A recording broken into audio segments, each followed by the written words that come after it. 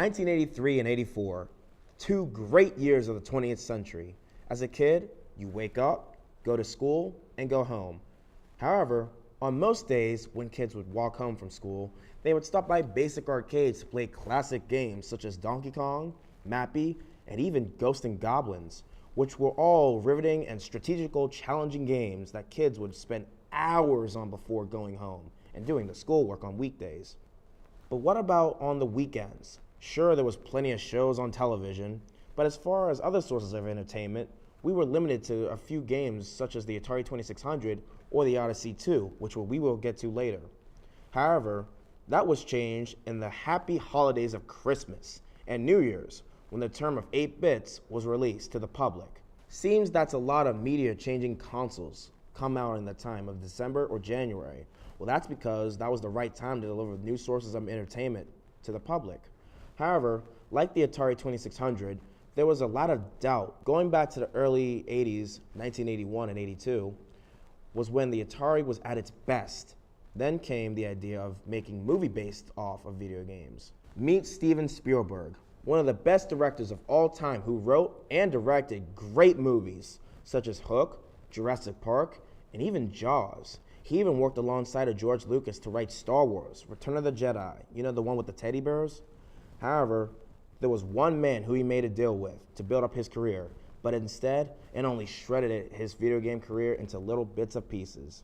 One of the greatest films around the years of 1982 was a movie called E.T., an emotional movie about an alien who just wants to phone home. The movie had lovable characters, comedic elements, and a PG rating that was funny for kids but enjoyable for adults. So naturally, a movie-based game of E.T. was in the marks. Meet Howard Scott Warshaw, who was the game creator of Yar's Revenge and Indiana Jones, Raiders of the Lost Ark. He originally wanted to create E.T. and agreed to do so with Steven Spielberg. But Spielberg had a request that was very unorthodox to game creators. Because Christmas was the best time to make money in video games, he wanted the game finished by the Christmas market date, causing the game to be rushed. And just like a student who fails the test, the game didn't do too well, and it caused the game crash in the stock markets. However, 2 years after the crash, one system was made to restore the purpose of video game entertainment, and the system was the Nintendo Entertainment System, also known as the NES, which was made in 1983 in Japan and was released in 1984 in the US. Meet Shigeru Miyamoto, who was the creator of the NES and other Nintendo products from the 70s and up. He originally worked with Atari to create games such as the original Mario Brothers or Donkey Kong, which I do have in my collection. Now let's check out the Nintendo Entertainment System. Now when you look at the Nintendo's appearance, it looks like a gray box with a black stripe right on it. However, this design would be the face of classic gaming in the entertainment business. The Nintendo Entertainment System has a door right on the front of it.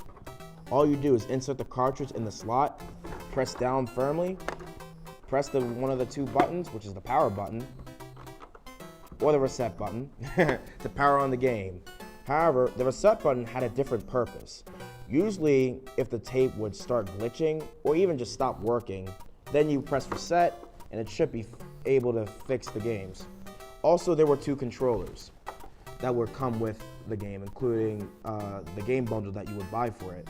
The controllers have their own unique style when it comes to gaming. There would be a D-pad on the left and two big red buttons on the right. There would be an A button and a B button. There will also be a start and select button, which usually is for pausing the games or for working the menus. Unlike the Atari controllers though, these controllers are shorter in length. The RF cable is not as complicated as it was back in the early 80s. All you get is a coaxial cable that connects it to your TV. Like the Atari 2600, it would have a long wire that expands past my arms. In fact, the RF cable is longer than the Atari 2600 cable. Now let's look at the AC adapter. The AC adapter may not be as long as in width, but look at how big this is. The plug is unbelievably big. It can barely fit in the wall socket back in my house. Now when I got my Nintendo, it came with 4 games. Now obviously, the NES would come with Super Mario Brothers, but the one I grew up with was the one with the 2-in-1 tape, Super Mario Brothers and Duck Hunt. 2 classic games For a classic system, let's try it out. Wait, hold on. The game's glitching up. That's how you play a Nintendo game. Super Mario Bros. Is probably the most classic game ever for the Nintendo Entertainment System. This game is so much fun. Stomp on a bunch of Koopa Troopers and a bunch of Goombas. Yeah, that's the best thing about it. The first level is kind of your tutorial level. Just basically run to the right and reach the end of the stage. Along the way, you'll discover these power blocks, which come with two things, a mushroom and a fire flower. There's the mushroom that's able to make you bigger and stronger, the fire flower that makes you shoot fireballs out of your hands, and the invincibility star, which gives you invincibility for a brief time, making you hear that great invincibility theme song. At the end of each Bowser level, there comes the ungrateful little character known as Toad, who basically tells you to leave me alone, the princess is in another castle. So you gotta go to 7 other worlds too in order to find her. Each of the worlds are very similar but slightly different in their own ways. World 2 is more of an underwater level. I like the swimming controls in this as well. I'm not much of a big fan of underwater levels, but Super Mario Bros. Does it right. There's a different theme song for the underwater level, making it more memorable and giving it more variety. There you see the fish and the bloopers make their introduction. So many cool enemies in this game. World 3 is my favorite world of all time in this game, because it's nighttime and the atmosphere looks like it's the wintertime as well. It's a pretty fun level too. I like how there's more obstacles and challenges along each way. No level looks the same. There's also the stage where you can do the infinite one-up trick, but I have never once been able to pull it off. World 4 is you just basically running to the right while Lakitu throws his shells at you. Yep, this is Lakitu making his first introduction. 4-2 is probably the coolest stage of all, because you can perform this little trick which allows you to take this vine and skip to the next level. The 8th and final level is pretty cool. It's very difficult too. What I suggest you do is get a fire flower for this level. This is also where the Hammer Bros make their introduction as well. The most annoying enemies of all time. As soon as they fall down, you don't know where they're gonna fall down to. Like that right there. I didn't know where they fall down. Just lost a life. 3 lives and you're dead. But if you get a game over, you can easily continue by pressing A and start. Alright, so here we go. I'm trying to get the Hammer Bros. Yes! Okay, I know there's a fire flower. Okay, get it. There you go. Alright, 8-3. Now I know there's a bunch of Hammer Bros right there, so I don't want to mess this up. Alright. Come on, you piranha plant. Alright, I'm just gonna jump over you. Ooh, that was so close. Okay. There's one Hammer Brother. I know there's 3 Hammer Brothers coming, so there you go. There's the second one. Jump over the piranha plant. There's a third one. I know there's a 4th one. There we go. Alright, now I gotta be careful with this, because I don't want to mess this up. Alright, come on. Careful. Careful. Yes! Alright, I'm on the final level. Here we go. 8-4 is by far the hardest level. It's more of a puzzle game now. You gotta choose the right place and the right warp to go to. If you do, then you move on. If you don't, then you start all the way back from the beginning of the level. Thankfully, the time gives you enough just so that you can make the right decisions or not. And even if you don't, you got extra lives so you can learn from your mistakes. If you notice too, there are also enemies that won't work with fireballs, like those Koopas with the metal shells. Alright, found the second warp. Alright, now here we go. Trying to find the third warp. The game's just starting to throw fish at me all of a sudden now. Fish out of lava? Really? Wow, this game is really imaginative. Alright, now here's the final part. Just get past this underwater level. Gotta be real careful though. Alright. There we go. Oh, bloopers. Get away from me, you blooper. Yeah, a lot of fire sticks. Apparently fire works underwater. Yeah, that works. That makes a lot of sense. Come on. Come on. Come on! If I would have gotten hit, I would have been so mad. Okay. Come on. There we go. Alright. Get away from me. Get away from me. Oh my goodness. Oh, is this the last blooper? Yes, it is. And he's blocking the exit. Come on. Get out of the way. Get out of the way. Get out of my way. Apparently he's just gonna leave the screen now. Wonderful. Alright. I go in. Now before you go to the right, there's gonna be a Hammer Brother that's right to the right. Hit him quickly before that was the trickiest Hammer Brother. Okay. Don't wanna mess up this jump. You gotta wait for the fireball to go up. Okay, now you jump. Alright, here's Bowser. This is the final battle. And as soon as you win, you hear that final theme song. And that's it. You beat Super Mario Brothers.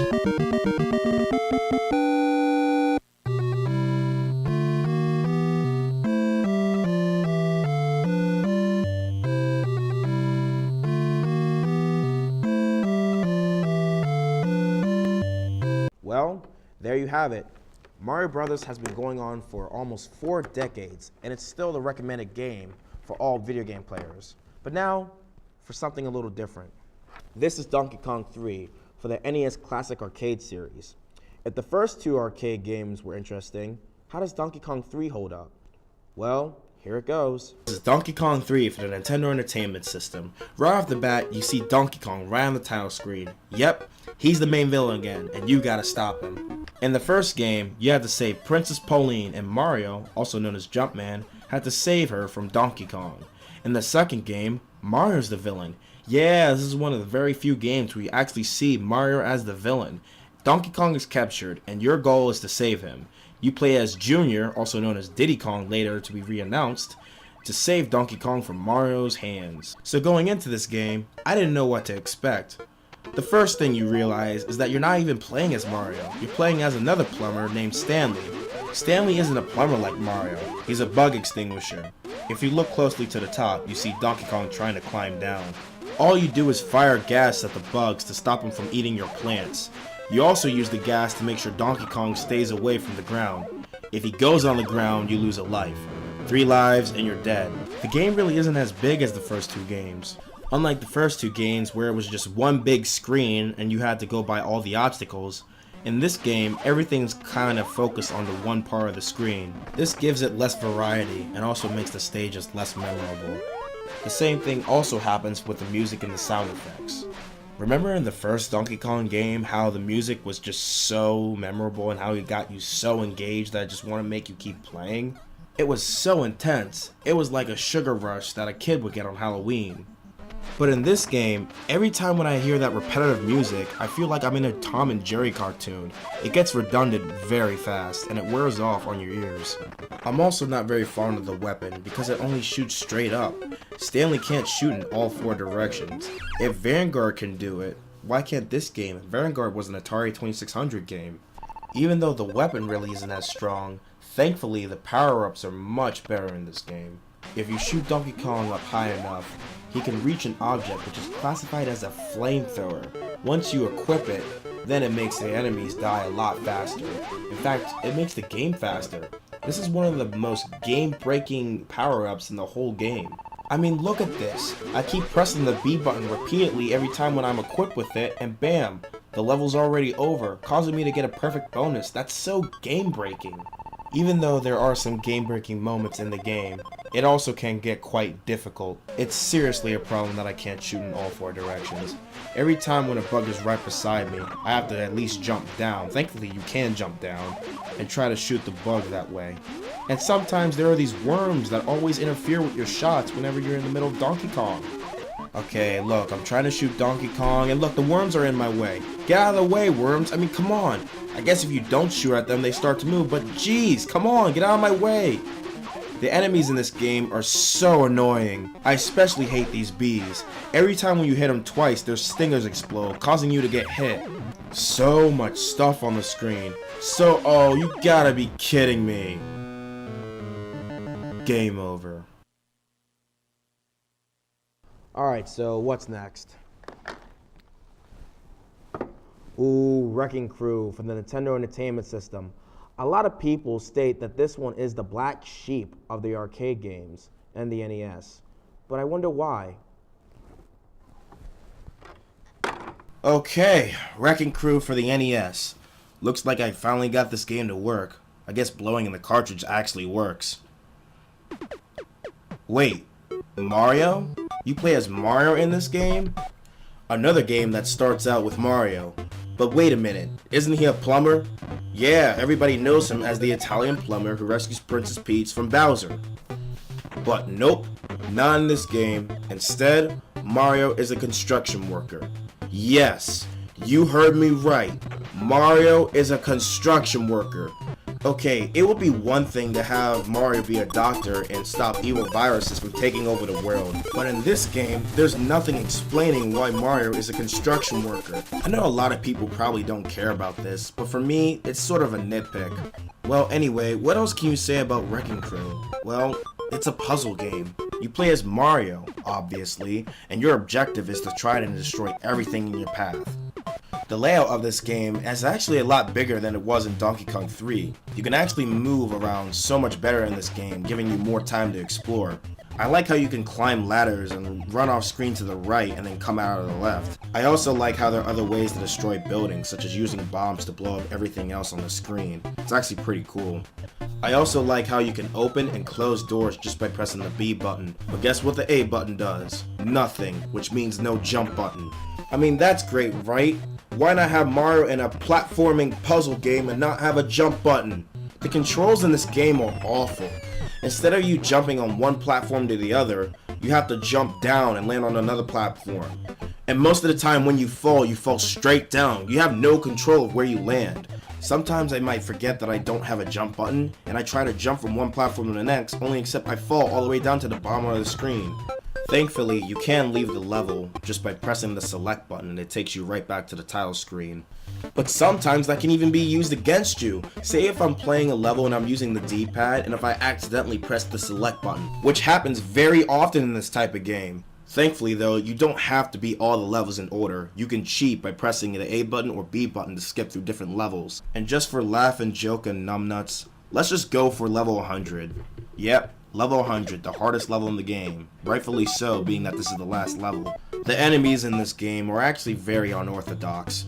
All you get are pills and wrenches. However, what I do like is that there are two different types of enemies.